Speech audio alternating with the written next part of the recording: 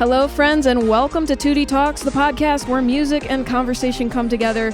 I'm your host, Aveline Schinke, and joining me today are my co-host, Andrew Kales and Braden McKellar.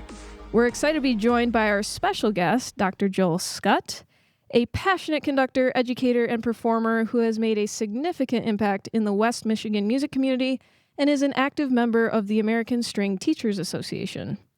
In this episode, we'll dive into Dr. Schut's musical journey, from his early beginnings in education to his current roles in conducting and teaching. We'll discuss his approach to rehearsing orchestras, strategies for growing string programs, and advice for students aspiring to become conductors. Whether you're a student educator or music enthusiast, there's plenty of wisdom and inspiration to take away from this conversation. Let's get right into it. Dr. Schut, I want to thank you so much for coming on this episode. Thanks for having me. It's an honor to be with you all and to be with great people and talk about great music. What could be better? It's going to be a great episode. Jumping into the first question here, could you walk us through your background and your history with music, just in general? I've always been fascinated by sound, and especially sound with and by people. In some ways, I'm the black sheep of my family. I don't come from a musical, heritage. I didn't have Mozart in the womb. My parents have been very supportive of music, but it's really been something that I fell in love with, and they were supportive along the way. So I started piano lessons in second grade, and I have an older brother who hated it, barely made the year. I loved it, kept going. I have a younger brother who would work himself up so much he would throw up at the piano bench. It was really just something that I fell in love with, and I was fortunate to have some really incredible teachers along the way. So that kind of foundation in piano was a great launch that when in school music, there was the opportunity to join the band or the orchestra or the choir in fifth grade. I was all about it. I would have joined all three if I could. Like most fifth graders, I wanted to hit things and hit percussion instruments. And so I signed up for percussion, and I was one of, I think, 3 students chosen for percussion. Part of that was I could read music a little bit with the piano background. And what that translated to was I was in the back of the band watching everyone learn a million notes on their instruments while I was the metronome. Or I was the mallet player because I could read a little music, and it was always those two things. I remember just thinking, I want to be in that part of the ensemble. I want to learn more instruments. And so, long story short, all my friends were having a great experience in orchestra with a really motivating teacher. And so I came home and I said, "Mom, I want to play the violin. I want to switch to orchestra." And I think she didn't want to deal with the change at the time. And so she said, "Well, isn't that a girl's instrument?" I said, "No, I've been to the Grand Rapids Symphony, and there are boys and girls, and there's a full orchestra of lots of people. I want to be in that." And it took a little bit of convincing. Long term, made the change. I was so embarrassed in fifth grade walking into school the day after the Christmas break with my violin case that I made my friend carry my violin case, and I carried his trombone case in so the band didn't think I abandoned them. And I mean, it's fascinating the twists and turns and the psyche that can take place sometimes. But long story short, I sat down in the orchestra seat and just fell in love with both that sound and also that teaching process. I took lessons to catch up to the class, that was a semester ahead of me. And the teacher who helped me very graciously said, "Well, we can keep going if you want to keep taking lessons." And my parents were supportive of that. And so did that. And it was very much a community thing. I loved the people I met through that process. I loved the repertoire we were able to play. I loved how it engaged in history and experiences, and all of that. Was very fortunate to study with Diane McAfish-Helly with the Grand Rapids Symphony, who is just such an incredible pedagogue and brain and person, and she inspired me greatly. And then I knew through some of those processes that I wanted to get involved with both playing and teaching. So I think one of the experiences in high school, my high school director was a percussionist, speaking of kind of coming full circle by nature, but an incredible conductor, great musician, love for great repertoire. And he also really knew how to explain things through other people who were developing and explaining things. So as a string player, he would often ask me, "Hey, can you show this spiccato stroke? Can you show this tone color that we're after?" And that not only pushed my musicianship, but gave me opportunities to think about teaching and learn how to teach. And then he helped me or gave me an opportunity to help with the second orchestra at the school, the younger, developing ensemble. And there were many times he would just hand me a baton and shove me on the podium and say, "Go, figure it out, go." And that falling in love and that process of enjoying great repertoire combined with great teaching, I think that was really inspiring to me and made me want to pursue both degrees in performance and in conducting and education. Yeah. And can you tell us a little bit about the degrees that you received and the places that you went to school? Yeah, I'm very fortunate to study with some great people at some wonderful places. I actually started at the University of Cincinnati College Conservatory of Music and had a good experience there, but didn't get exactly what I knew I needed and wanted.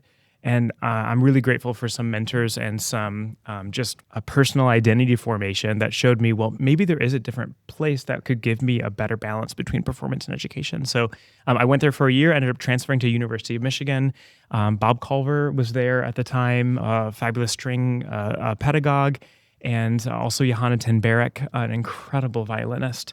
And being in their classes along with the other educators there was deeply inspiring to me. They viewed teaching both as a scientific and an artistic process, and they were just incredible at what they did. So I got my undergraduate in violin performance and music education. It was very important to me to play just as well as any performance major and get a teaching job that I knew I could, or a license that I knew I could go and teach right after my degree. Then I taught for a year before going into grad school at University of Colorado Boulder, studying with the fabulous Gary Lewis, just a conductor who I have so much respect for his musicianship and also how he engages an orchestra.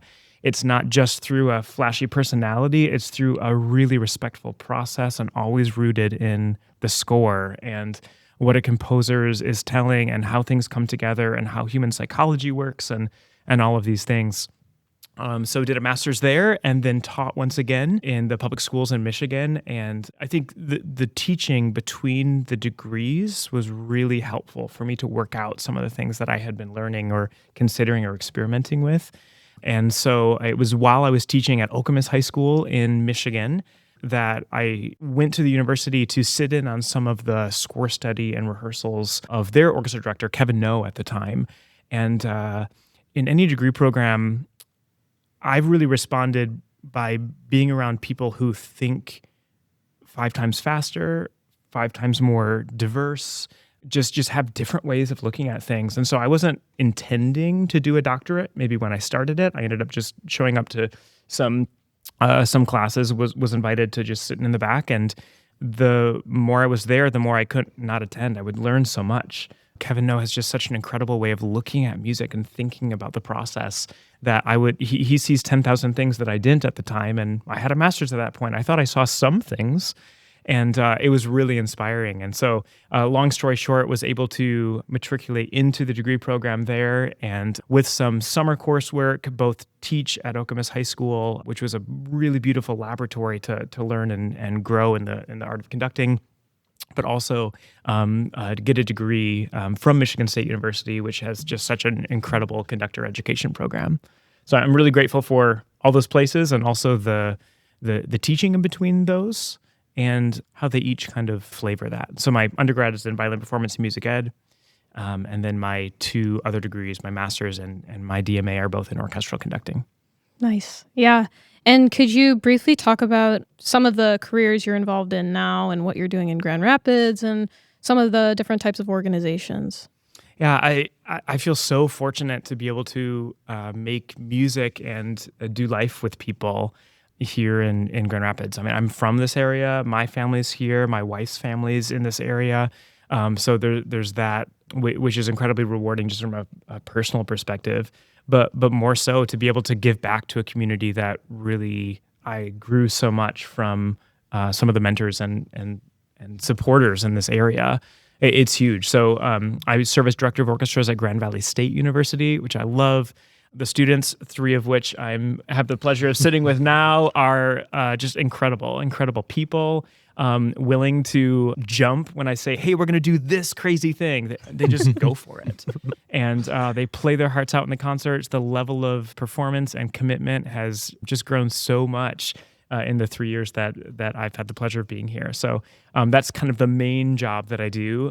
Starting this fall, I'll serve as director or music director of the Grand Rapids Youth Symphony, which is kind of the premier youth orchestra in the West Michigan area.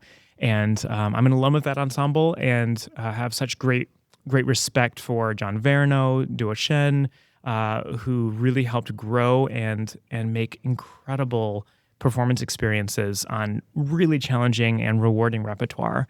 And so I'm just so honored to be able to carry that torch. I have lots of ideas. I'm really excited to dive in with students and get going. I mean, one of my favorite things is when students say, I don't think we can do that, and we find a way through great pedagogy, through community building, great process. We make a way to find it great.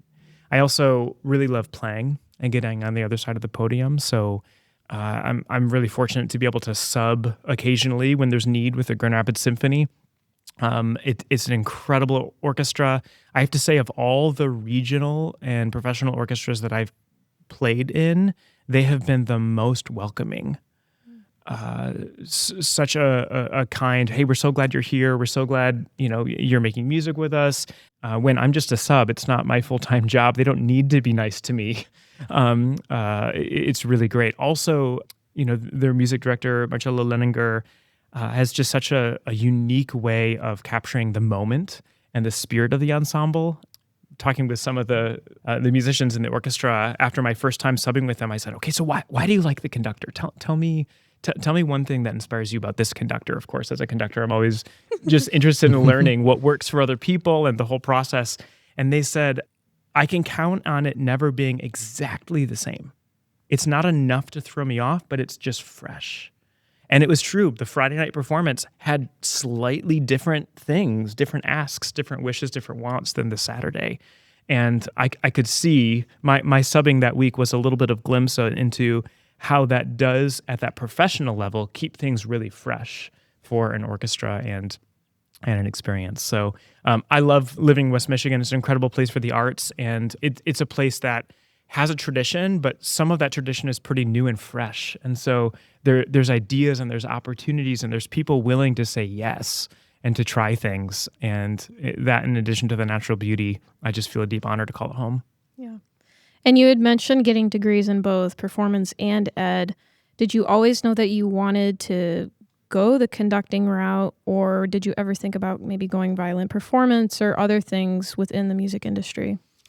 I mean, I think like anyone's career and just personal evolution, it's a journey. And so like if you would have asked freshman college me exactly what I was going to do, it would inherently look different than it does now. And it should. I never trust people who have it all figured out and together, because it doesn't allow for environmental change or personal learning or, cultural change or all these things, right? So I think what I knew is that I really loved performing and I really loved teaching from an early stage. And I wanted those to be guiding principles going forward. And so the path in undergrad was violin performance and music ed, because I wanted the teaching license to go teach and figure out if I really did like it, and to do my own classroom thing and violin performance, because the better musician that I was going to be, the better teacher I was going to be, the better conductor I was going to be. Mm-hmm. I mean, I think there's a reason why there aren't really undergraduate conducting programs. That's your time to grow your musicianship, right? Now, I studied conducting in my undergrad. I took the undergraduate sequence with some really wonderful teachers. I learned a lot through that. But undergraduate conducting is limited because you have theory and history and all these other things that you need to do on top of your practicing and recital work and orchestra and all that. And so during my undergrad, there were several grad students around who just had years more experience and were actively thinking and learning at a higher level than just what that class offered. And so I tried to become friends with them. And I went to Michael Haithcock at U of M and said, hey, is there any way that I could, study with you, or, can I learn a little bit? And he said, well, let me connect you with one of my great students, currently the DMA program. That was Don McKinney, who went on to teach at University of Colorado Boulder, is currently the director of bands at IU in Bloomington, and a great musician. And so it was through some of those mentorships that I was able to learn a lot. And I also was subbing I worked as a violinist with the Detroit Civic Orchestra as a mentor, where they hired some of the undergraduates to be mentors to the high school students in the Civic Orchestra in Detroit. It was a great program. The director there at the time had some medical complications and also ran a community orchestra. And she gave me a frantic phone call one afternoon saying, hey Joel, I need someone who owns a baton to show up and lead a rehearsal for me. Is there any way that you can lead this community orchestra rehearsal for me? And I didn't know what I was doing, but I said, absolutely, I'll help you out. And sure, I'll figure it out. I have 2 hours. Give me the scores. Let's go. And that was the Livingston Symphony Orchestra in Washtenaw County. And had a great time doing the rehearsal. And then she wasn't able to do the next week. And Joel, could you do it? Sure, I'll be there, no problem. And then wasn't able to finish the season. Can you get us through the concert? Absolutely, no problem. And not able to do the next season. Would you have interest in interviewing for the position? Sure, I'll interview. And one thing led to the other. So towards the end of my undergrad, I had a community orchestra and a laboratory of adults to learn and grow with. And I'm sure some of those early rehearsals were just not acceptable based on today's standards, but they were so gracious and kind and wonderful. And we played some great repertoire, and I learned 5 times more than anyone in the ensemble learned. I learned hard lessons quick and fast, and that was a really great opportunity before I had my own teaching classroom to understand a glimpse of what conducting needs in higher level conducting and music director management and all those skills, and community relations too. Community orchestra has a wide spectrum of skill set and interests and number of years involved and all these things. So I learned a great deal from that, and have so many great memories of music making with great people through that organization. Yeah. And could you briefly tell us about some of your travel experience? I know that you did some experience in Tunisia, Honduras, all of those types of things. Could you just dive a little bit into that and what that looked like? Yeah, I mean, I'm fascinated that music is part of the human experience regardless of where you are, that it's a global phenomenon.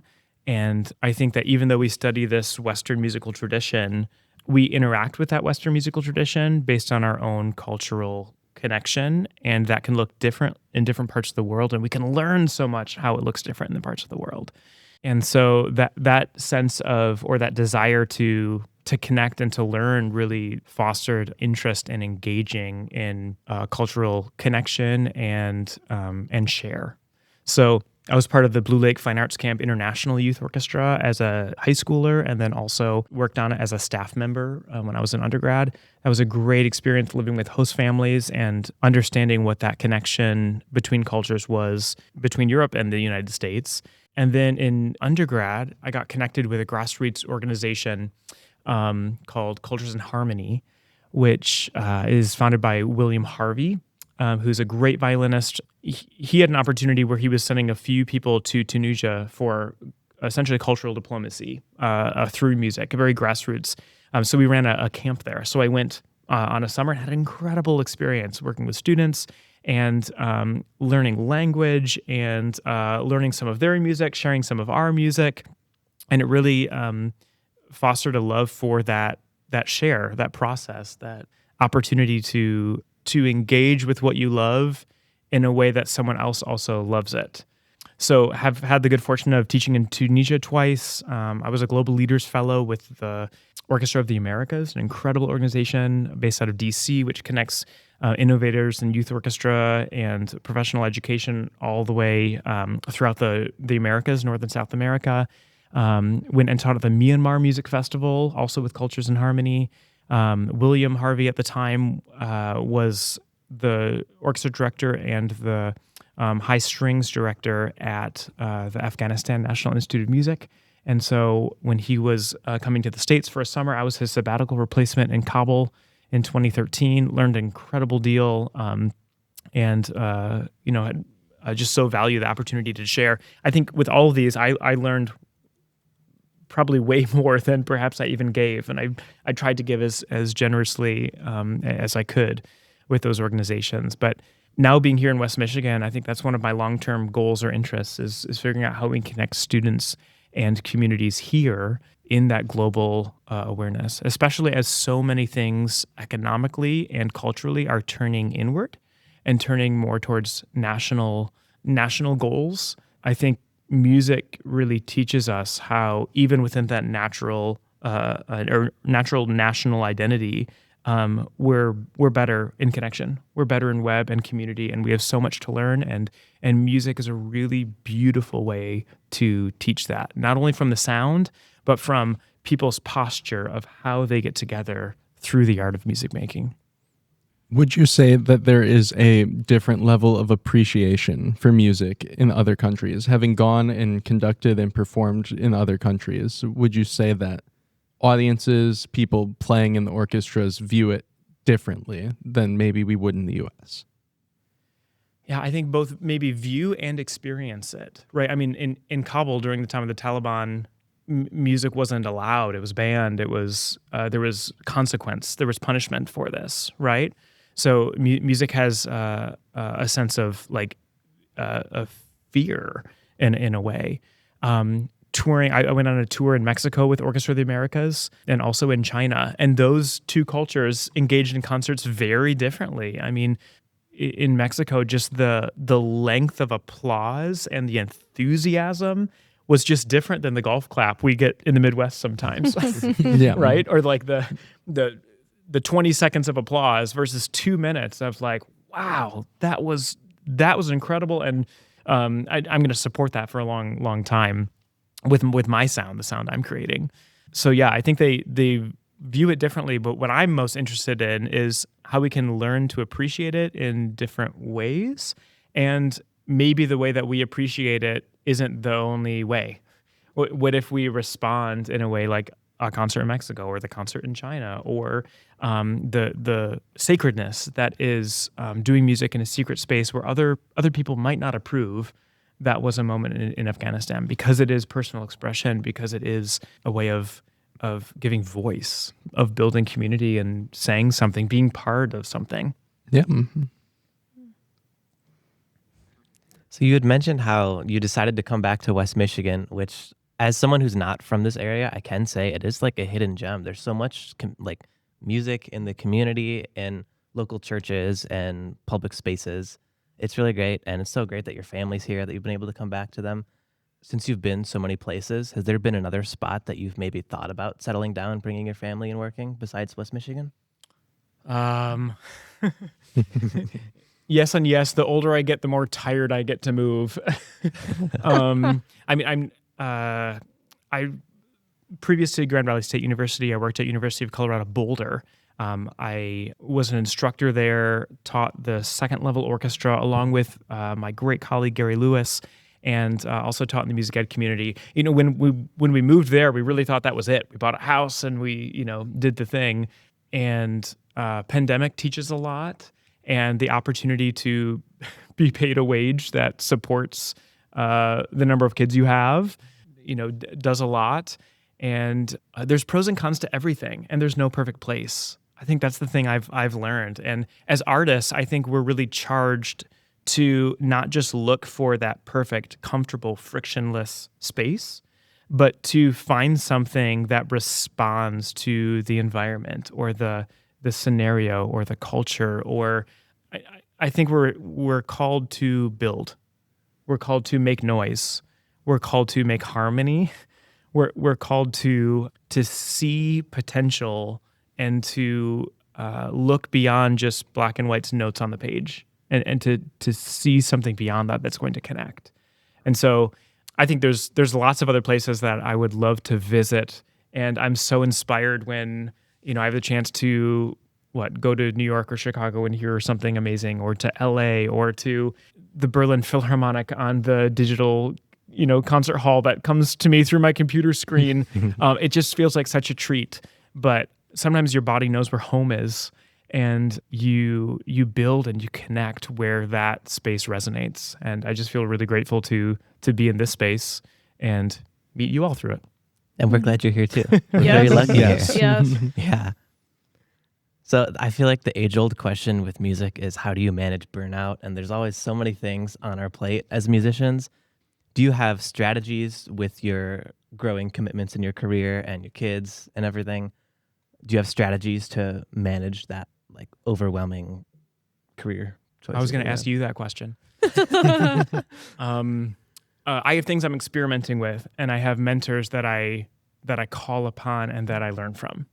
So for me, my wife, Allison, and my kids, Lily, Max, and Gabe, are number one. And if one of them is sick, if there's a need, if they're, that's who I will first take care of, right? And I hope everybody has that, whether that's blood family or chosen family, But I also know that as a person and as a artist and a teacher, that I'm not meant to only do that. I had a paternity leave after our twin sons were born, 18 months after our daughter was born. So effectively triplets, or a flavor of triplets. And that was the hardest job I've ever worked, hands down. It's hard to find, success or a double bar or, one of these moments of finality, maybe when you're just trying to keep people alive and it all happens. So I also know that I work best by having something creative and a project. And I think that's what I really love about the classroom environment, where we have several rehearsals where we can try things, we can experiment, we can, there's a plan going in, but there's a little room to pivot and to push past. It's not just trying to get it together, it's trying to say something, it's trying to have an experience or learn from it. So I think that's where my, if I am leaning towards burnout, that's where I find energy. So first with family, making sure that that is taken care of and in a good place, and then some sort of creative project. I mean, right before this, the opportunity to talk here, I was on a Zoom call with another student at Grand Valley who has a personal family connection to a composer who there's the opportunity to potentially record or perform works that have never been premiered. And again, that connection to family that you care about and to something new or fresh, I think is really, really exciting. As you know, I like to do some things a little bit unconventional, or have analogy, or have experiences, or do things that bring things to life a little bit. And one of the things I love about the university platform is that it should be a safe space to experiment. And it's okay to both agree and to disagree with it. Because if arts isn't asking us to move and think and question and feel and wonder, then what are we doing? There's plenty of music out there, and don't we all know AI is going to be able to generate sounds with description in a few days anyway. So again, that experience and that process is huge. Now we also burnout is natural, and I think sometimes you need to go into the desert to pop out back in the Pacific Northwest. We need a dry spell, and that can get us forward. So when I find myself burned out, I think talking to people and learning from other people's inspiration is huge. I think reading and learning something you didn't know about before is huge. There's a book I read this summer that got me thinking of, what would that sound like? I don't know. I need to talk to someone. So I found a composer, and we're potentially going to commission a piece based on what this idea would sound like. So just that sort of like possibility, I think is huge for getting around burnout. And sometimes just taking a step back, knowing that you can step back in, is also huge. It's currently July in Michigan. I spend more time outdoors than I do inside on purpose. Yeah. I listen to a little bit less music and study now than I do in September on purpose, just so that in September I can be ready to go for the Youth Symphony, for Grand Valley, for my own learning, all of that. So burnout is a tricky question, and if you have any great ideas, I'm all ears. But again, the people inspire me, and when you have a balance between the people you love and also a creative process or a creative opportunity or outlet, that's rocket fuel to go forward. Yeah. Kind of turning away from that, but more towards organizations that musicians can be getting involved in. I know most of us, if not all of us, are in the American String Teachers Association, and we go to MMC, Michigan Music Conference, every year. And that's a really great opportunity for us to get to network with other people, meet people, see what's kind of going on in the music world, just in general, especially in Michigan. And so I was wondering if you could just talk a little bit about your experience just in whether it's just ASTA or other music organizations, just kind of how you've been involved with that and all of those things. Yeah, I mean, we're stronger together, right? I think the orchestra is a perfect example of that, how you can't make the orchestra sound just by yourself. It has to be a collective effort. And I think learning and professional engagement is like that. And so I'm just so proud that there's a culture here, both established and developing, of professional engagement on a high level. I mean, the amount of people that were at the National ASTA conference the past 2 years from our chapter is huge. And you're going to meet people that are part of your network and part of your learning that is just so much greater than just staying local or just getting online, right? And so Michigan Music Conference, the American String Teachers Association, a Suzuki Association, there's so many opportunities to learn and grow. And I don't think I've ever regretted going to a conference. I've always learned something. And again, it's that little burst of fuel to go forward and to try something new and different. I also want to say there's just lots of ways to be involved, and knowing kind of what your strengths and your gifts are is huge. Like, I've been an editor for a journal with the American String Teachers Association. I learned a lot through that process. I also learned that while I love writing, I also don't like only writing, that I like also, working with honors orchestras or all-state orchestras or rehearsal environments. So finding different ways to get involved is something that I want to both model and encourage people to do. So it's not just showing up in a consumer type way, but it's contributing in the ways that you can contribute, and then learning from the wide spectrum, diverse spectrum of voices that are in each of those spaces. Yeah, and also with just ASTA in general and being in SAA and all of those things, we get the opportunity to go out into the community too and be with the music educators in the area and go give sectionals and do volunteer opportunities. So just being a part of that organization has really opened doors, especially for us students here at GVSU, Grand Valley State. We've just had a lot of opportunities to go do that. And with that comes a lot of experience too that we can bring in for some of us to our music education lives, and then some of us other people who are doing performance, we can take that into our performance lives as well, and private teaching and things like that. So ASTA has been a really great experience for just that for me, and all things considered with everything else. So yeah. And like you said, when you were undergrad, had your own community orchestra, like all the in-person real life experience really does help so much. And it's so much different than being in class, but that's when you really realize how much you actually learn in these classes.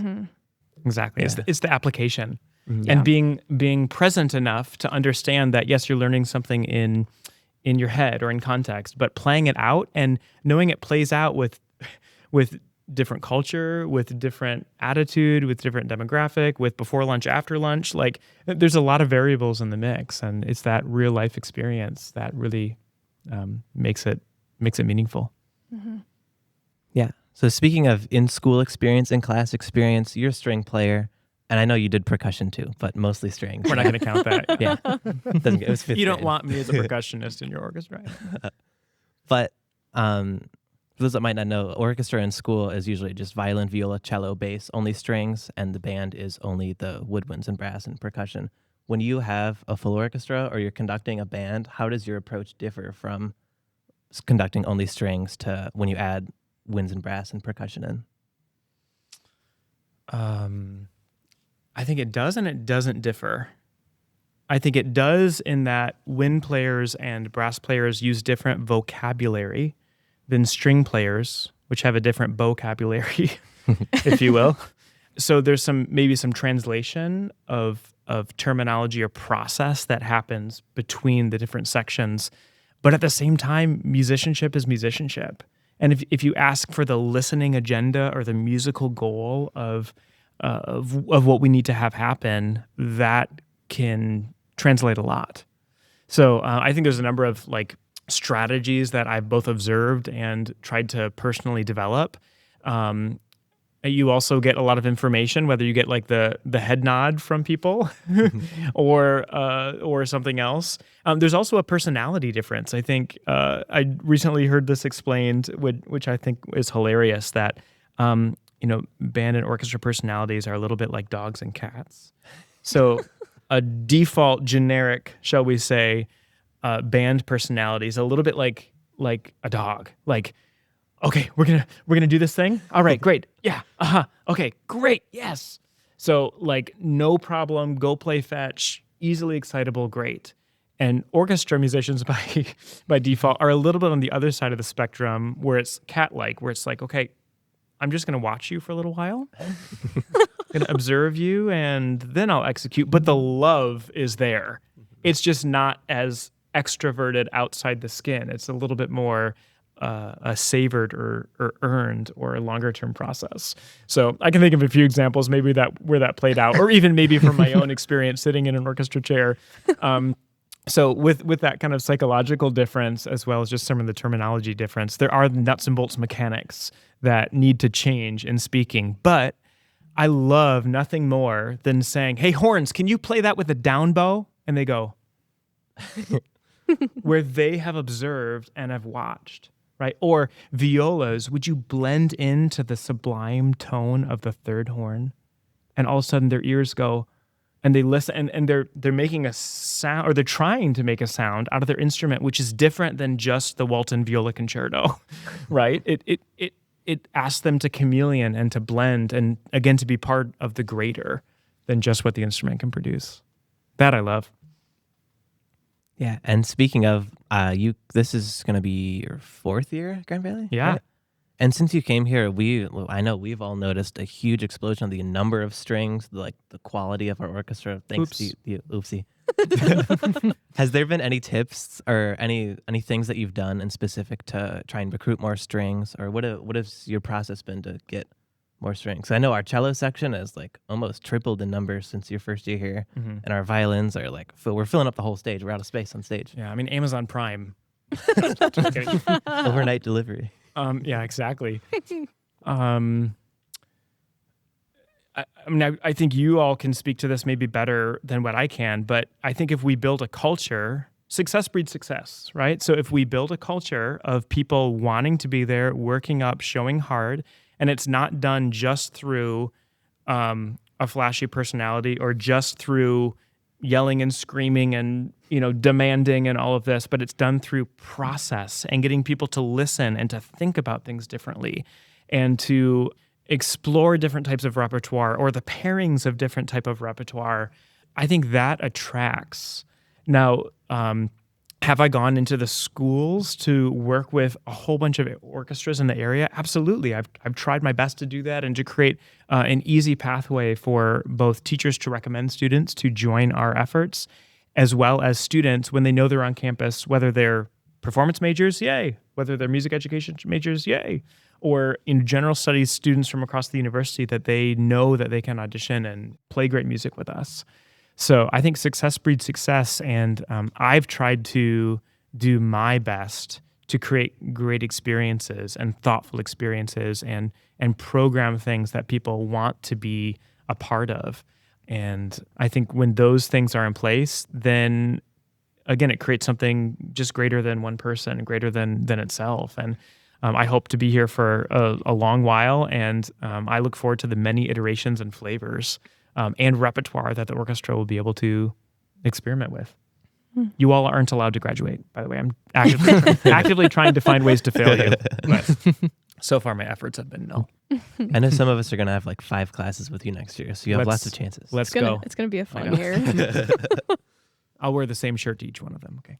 All right. For aspiring students who want to be conductors, like myself, I would like to be a conductor in the future, whether that be for high school, collegiate, or a professional symphony. What would you say the things would be to start doing now? Any like preparation or things like that? I think at the end of the day, great conducting stems from great musicianship, and authentic conducting stems from really honest musicianship, which means you know how to play your instrument very well, and you have played your instrument in a variety of settings, both in a solo setting, in a chamber setting, in an orchestral setting, in a fiddle group setting. I mean, wide spectrum. You have experience and you have a deep love for a wide variety of music that you smile when you hear Brahms the same way as you smile when you hear, composer you just met the next day. It's that sort of process that stems from great musicianship that I think is core. And then sitting in as many rehearsals as you can and watching people who do things well and trying to unravel what are they hearing, what are they thinking, why did they make this choice? Is that a choice I would make? In what order are they making those choices? Does my order stack up or is it different? And how do I take the things that are successful to that individual and that person and that moment in time, and how do I apply them to my own toolkit, knowing that I'm going to have to shift things for my own personality or for my own moment to not be a carbon copy, but to have some osmosis from that success. Yep. And I think that can be both in person, like at Grand Valley State University, you play in my orchestra rehearsal, so you probably get plenty of that. But go sit in Kevin Tutt's band and see what he does. He's an incredible musician, does amazing things, but gets at it in a way that is unique to him, in a way that if I tried to copy that directly, it would read as inauthentic or not sincere. And if he tried to be exactly who I was, it would read as not Dr. Tutt, right? Mm-hmm. So sitting in as many different rehearsals as you can and figuring out, asking yourself a lot of questions. Your brain should be very active in those rehearsals. And I think that can be done both in person as well as online and watching some great performances. For example, the Berlin Digital Concert Hall, I can get lost for days in that. And I feel like I learn and I observe and I watch.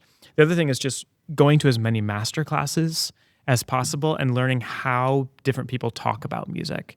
Because conducting, in my experience, is not just about being a good musician, knowing the score, moving well, but it's also in communicating and translating what you want based on what the composer wants, right? So it's how do you articulate things? Are you able to speak to an orchestra in a way that gives them the information in a succinct way, but more so makes them want to listen to that and the next thing that you say, and makes them not only want to listen to it, but to try it and to do it, not because you told them to, but because it's a really interesting idea and it's going to sound awesome. With that, would you say that it would be more advantageous to have a degree like yourself in orchestral conducting or to pursue a master's of music education? Would that be more advantageous to do the Master of Music Ed for collegiate versus professional setting? Or I think if you ask a lot of people this question, they would have different answers. In my experience, if you do the thing well, it doesn't really matter what your paper says because you do the thing well, right? Like, I mean, if you win the audition, you win the audition because of how you play or what you do. In my experience, in terms of like the master's specific level, master's music education is usually more research, literature heavy, and master's in conducting is usually more rehearsal and conducting strategy and all that heavy. So it really depends on what you are passionate about. For me, I really thought about, okay, I valued the teaching part of things. What would a PhD in music education look like? And when I thought of myself sitting at a computer by myself, writing about working with people and not working with people away from my computer, making sound, that didn't compute for me. Now, that's a gross generalization. There's a lot of fluctuation within degree, and you can be creative and all of this. But for me, it was a pretty clear, like, I value the rehearsal process, even though I know I want to read and write and do these other things with music education as well. Yeah. So, and the other thing to think about is sometimes during undergrad, you have an idea of what you want, and then you go and you put your ideas in the real world, and that idea shifts and changes. And so say you get an undergraduate degree in performance or music ed and you go teach for a while. Say you get a public school teaching job for orchestra. You might end up being really interested in policy and pedagogy, and that would inform going into a master's in music ed. Right. Or you might be really interested in the conducting part of it, and that would inform going into conducting. So having real world experience and getting your hands dirty, figuring out what works and what doesn't work, that's really rich soil or rich data to take into informing the decision. And then, of course, talking with mentors and saying, this is what I see. What do you see in me? What do you feel, I would be best suited in or learn from? All right. Yeah. Thank you. I would assume that as both a musician and a conductor, you've seen both sides of this, but preparation for getting ready for a concert as a musician is probably different than getting ready to conduct an orchestra. I'm sure they have similarities, but it's different, right? So can you kind of walk us through what that preparation looks like when you're going and getting ready for a concert cycle or a concert? A great question. I would love to ask so many people this question. Getting ready for a concert cycle as a conductor, I think there's a lot more advanced work maybe that needs to be done before that first rehearsal.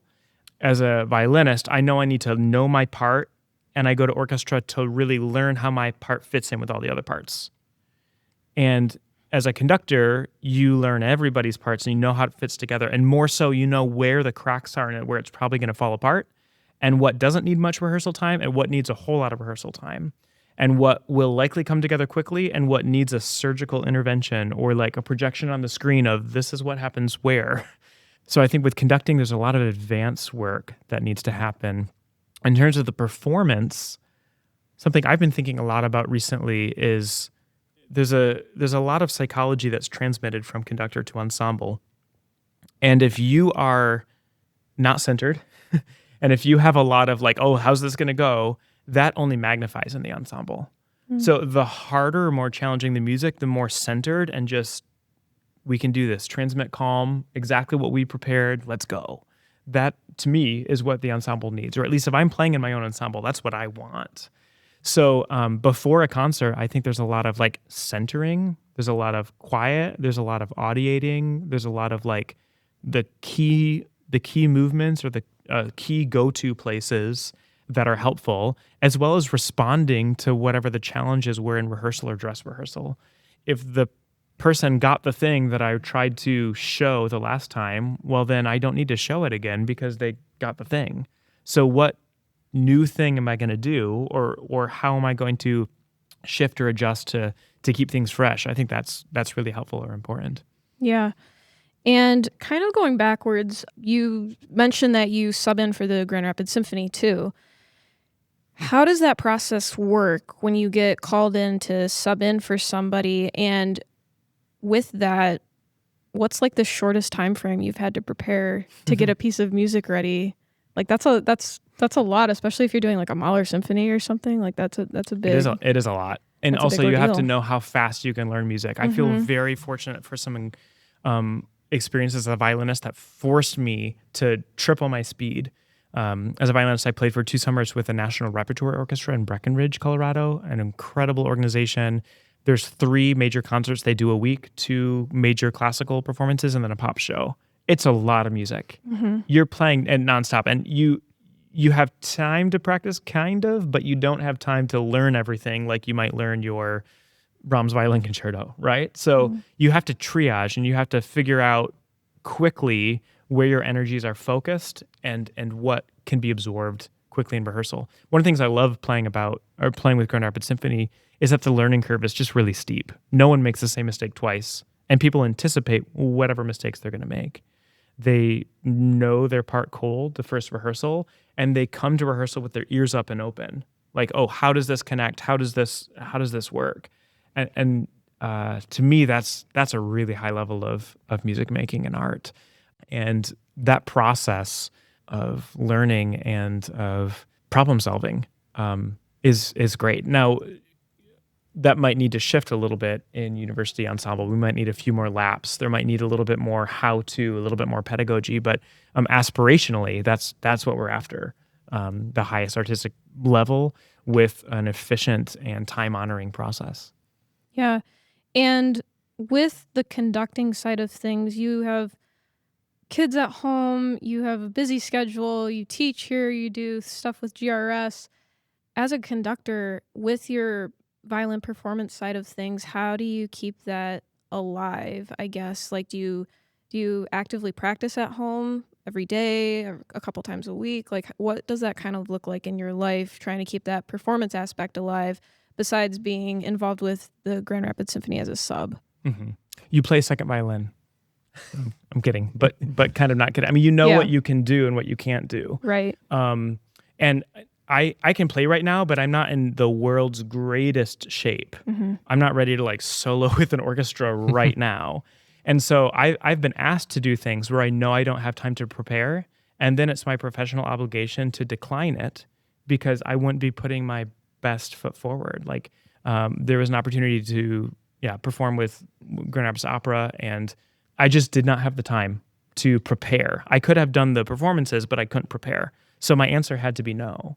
Mm-hmm. And I also got asked to play, I think it was like 18 hours before. Someone had a sudden sickness and couldn't do the show.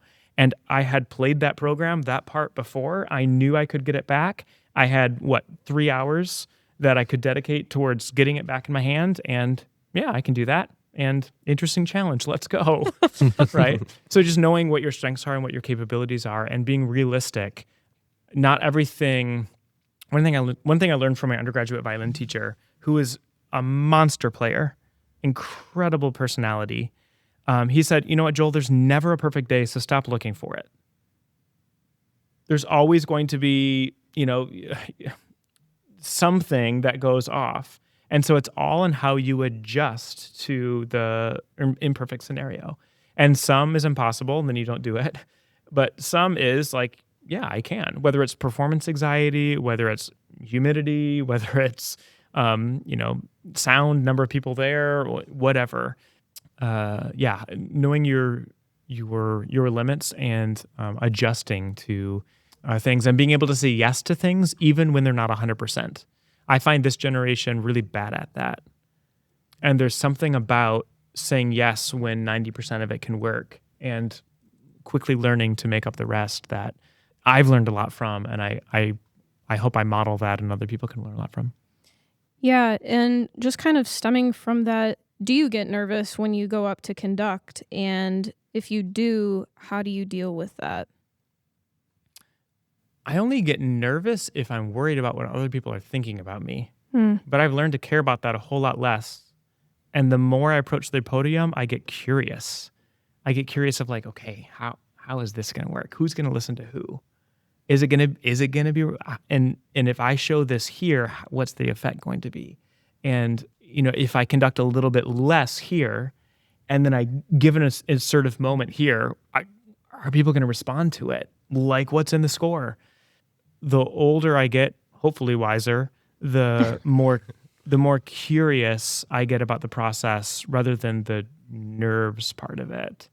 And again, if my focus of what I'm thinking about is in the wrong place, that's when nerves tend to sink in. The other thing is that when you're nervous, oftentimes you retreat inward. And if your muscles get locked, the only way to release a locked muscle, think of like a Charlie horse in your leg, is to stand up or to move that muscle. Mm-hmm. So just to move, just to go, just like you don't have to have it all together, just try.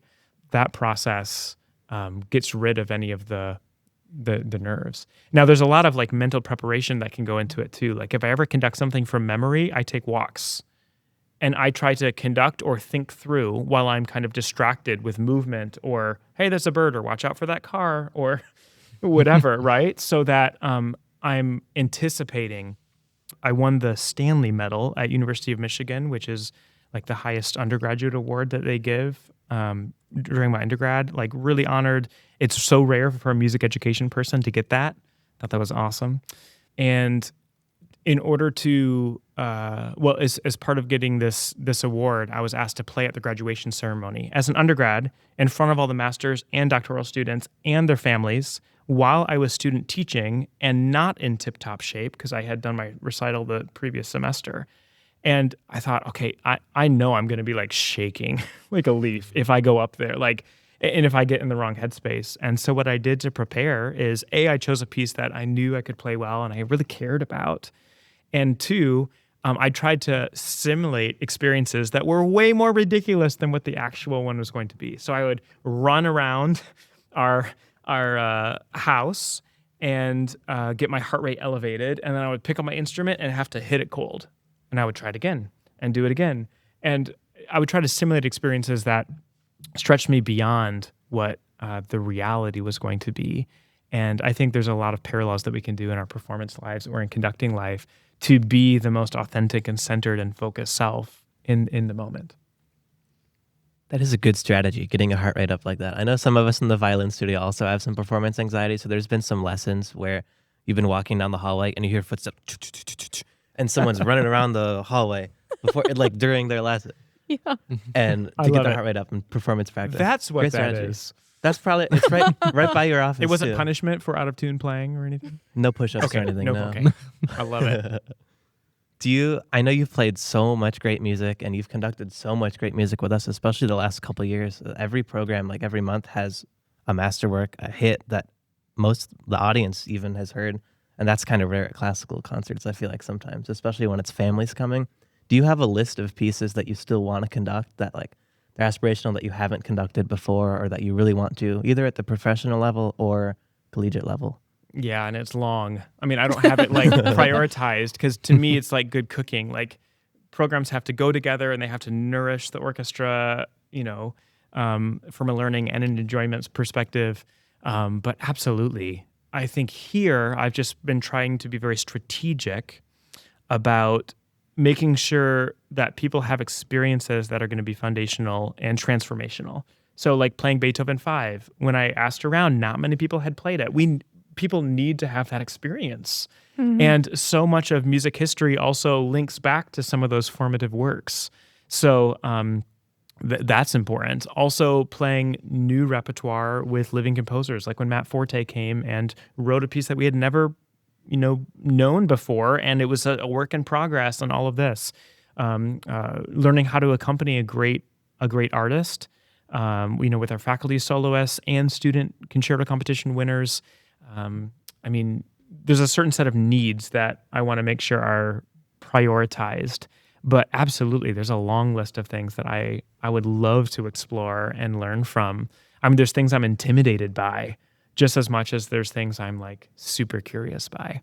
And I think that's all part of the process. One of my favorite questions for conductors or orchestral musicians is, hey, what great piece did you learn this year? Or what great thing did you stumble upon or hear? Or,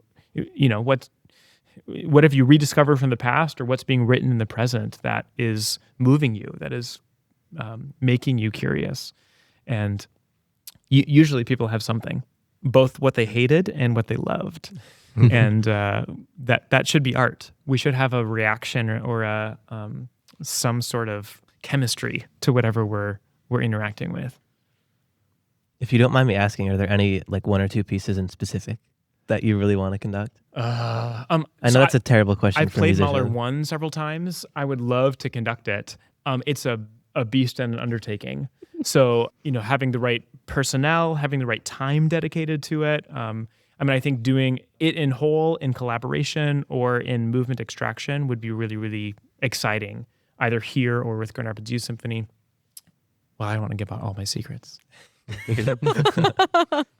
I'd have to think about that. But there's some masterworks that I would love to continue to learn from a conducting angle.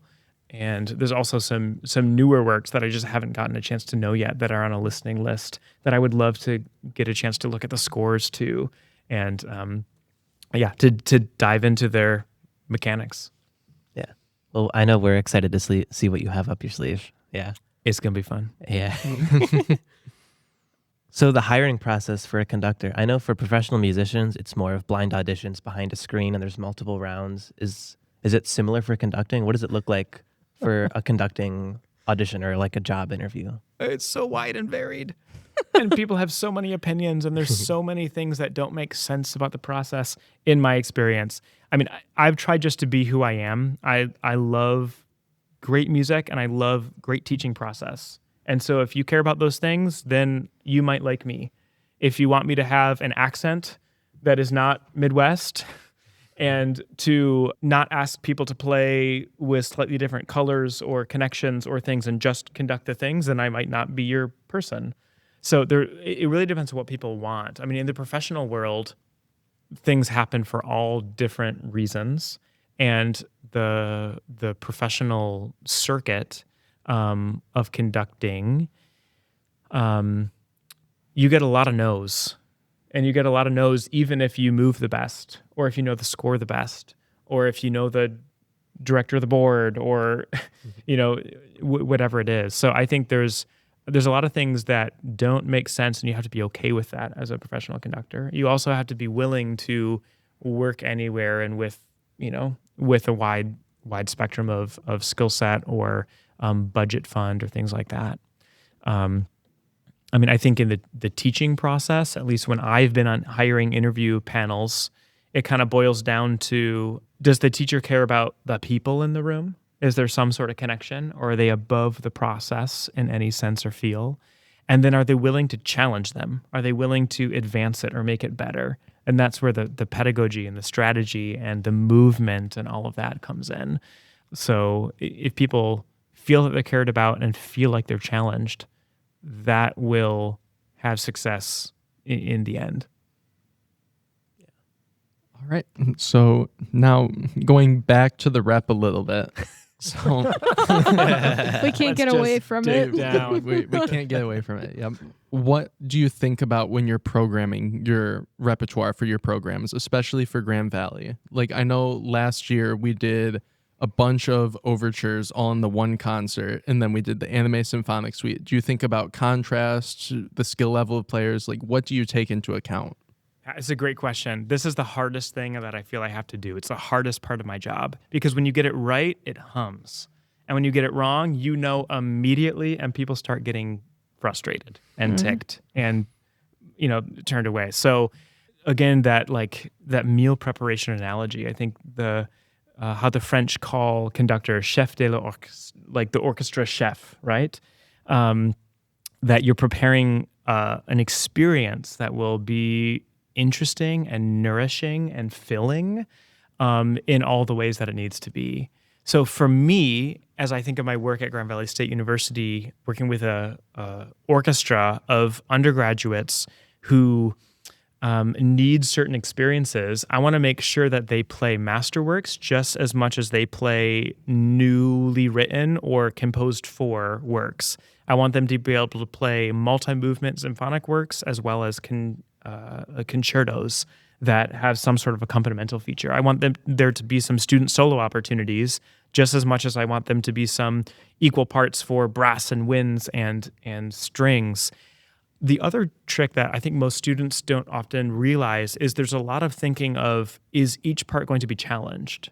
Like, I often think about the tuba player and the percussionists and the bassoons and the basses, because if you just play one type of music, especially being a violinist, where I may have fallen in love with a certain thing because it was a thing that had affinity for violin, that can be neglecting or discouraging for some. So that part of the process takes a lot of care and a lot of thought. And then knowing how pieces go together, right? Like, is there a theme for the concert? Is there something that is going to be fatiguing and another piece that's going to be not so fatiguing? Do we have different keys represented? Do we have different meters represented? Do we have different cultural backgrounds or identities of composers represented? All those things matter. The concerts I've hated the most are like the all Brahms concerts, right? Where you get a piano concerto, the violin concerto, and the symphony. And it's all great repertoire. It's just too much dark chocolate for a meal. I got no protein, right?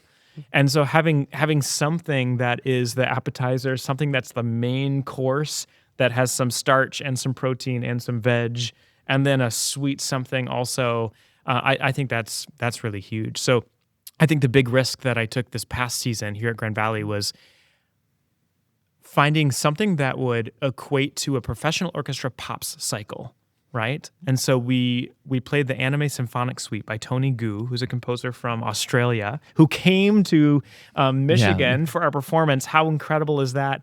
And Tony has this deep love for anime music. He's a pharmacist by day and a composer, a passionate composer by night. And he wrote this whole symphonic suite, this mashup of anime music. And we had a collaboration with the Global Awareness Collaborative Colloquium. Japan was the host country. And as I was looking at literature, okay, what great Japanese orchestral literature could we do? Takamitsu is incredibly challenging. It would take a whole program for us to do, or a whole cycle for us just to do one of the works, probably. And so ended up finding Yamada Overture in D, which has a lot of Mozart style elements, so early classical feel, and then this Anime Symphonic Suite, which as soon as I started asking a few members of the orchestra, it was pretty clear there is a subculture or a subcurrent of appreciation for anime music. This isn't part of my background. I respect that people respect it, but I can't talk to you long about it. I just don't know that much about it, right? And so doing this, it was like, all right, people need to experience what a professional orchestra rehearsal is going to be, where you get like one rehearsal and then do the show. Now, we did a few different rehearsals for it, right? But it wasn't as long as we rehearsed Tchaikovsky, Romeo and Juliet. We didn't start our first rehearsal with that. We started it kind of halfway through the cycle on purpose. And I was so fascinated by how many people really valued that experience. And that was a risk. I thought, half the group's going to hate me for it and half the group's going to think it's tolerable. And in the end, my assessment and course evaluation suggested that a lot of people liked the experience, or at least the challenge. So I think we also have to be brave enough to experiment and try. And I hope I sold it well enough, sold the value of it, and having a composer come here, to experience it with us is really exciting. And the music is fun. It was stuck in my head for weeks after that performance. It's still stuck in my head sometimes. It's really good. So what I hope is students saw modeled a deep love and appreciation and a value for a wide spectrum of music, that we can treat Tchaikovsky just as eloquently as we can this Anime Symphonic Suite that is just new to the world. Yeah. And then, just because I'm curious, do you have more than one baton? And if so, what's the differences between the batons? Is it just the handle shape, or do they have different weights altogether? I have one main one that I use. I have two backup in case I break one. And what I really care about is the balance in your hand, so that it feels like a natural extension of your hand and it doesn't feel like a alien object, right? To me, I find my best movement done when those things are in place. Mark Stice, my great colleague from Okemos High School, he has developed a love and a passion for creating and making batons. And so he always comes to the conducting classes here. Students have the opportunity, if they wish, to buy one of his batons. That's where I get mine. I trust his artisan taste, and they're always balanced. I like a bulb sort of shape in mine. Some people like kind of a teardrop. There's a whole bunch. And when he comes, he always lays them out on the table. And I encourage students to walk around the table and pick up multiple ones you think you like and ones that you don't think you'll like, because it's through a tactile feeling of what they are that the wand chooses the wizard, right? That one feels like you, like a natural extension of your arm, or you can communicate to your collaborative musicians with. So I don't get into batons as much as some people get into batons. Some people have an arsenal of them, and they have all this science and opinion on that. To me, again, your musicianship is number one. How you look at a score and what you see, and how you want to share what the composer is saying, that matters more than whether you use one or you don't use one, or whether it's long, medium, short, bulb type, all that. But it's always a fun day in conducting class when we get to experiment and consider. Yeah, awesome. Yeah. And I know, kind of transitioning off topic of that, but just more you yourself, just personally, I know you're an outdoors guy. What are some hobbies that you do not related to music to kind of just get away from all the noise and do something a little bit different? With kids and with work, I'm really into sleeping right now. That's a good hobby. one. That's a good one. I also really like that hobby. when I can. And I think that comes off a period of like relentless sleep deprivation, right? So, no, I think the natural world can teach us a lot. And I think Brahms knew something in his daily walks in nature that informed his creativity and his composition, his practice. And the times when you can feel small and that you can feel quiet, I think inform what it means to then lead and to make sound, noise, harmony, whatever that is. So I really love, and my wife also love trail running. So whenever we get a chance to explore a trail, we had a streak where we ran around the Wonderland Trail in around Mount Rainier, ran around the Lewitt Trail around Mount St. Helens. I did a big trail run in Pictured Rocks with my brother, who's a great runner, and kind of combining that physical activity and nature, I really, really love. And it's been fun to explore that also with my kids. I mean, we're going at a much slower pace, but having them or watching the world be discovered for the first time through eyes, it teaches you a lot. I know it's cliche, but I think it's a healthy human process, especially as we drive towards perfection and excellence and all these things, to realize that beauty is also messy and oblong, and good weather, bad weather, all that is huge. Yeah. I know here at GV we have a pretty good pickleball string group that goes every week. So Nice. that's our nice little outlet. I'll look for the invitation. Yeah. But as we're kind of wrapping up here, I just want to end with 2 questions. The first one is, what's one piece of advice you want students to take away from this episode or in general? And the second is, are there any books or resources you would recommend to students? Yes and yes. I think advice would be knowing that your journey will be winding, and that is a natural part of the creative process, that you work really hard to perfect your instrument, to grow your musicianship, your ensemble skills, and all of that. And then the opportunities that life will give you to put that into the world are naturally varied and wide, and that's good. And so you should lean into that. You should lean into the opportunity that comes your way, and not just have your mindset on one thing, because that one thing might end up being a smaller, more limited, diminished, muted version of what the thing you will eventually go on to do or create.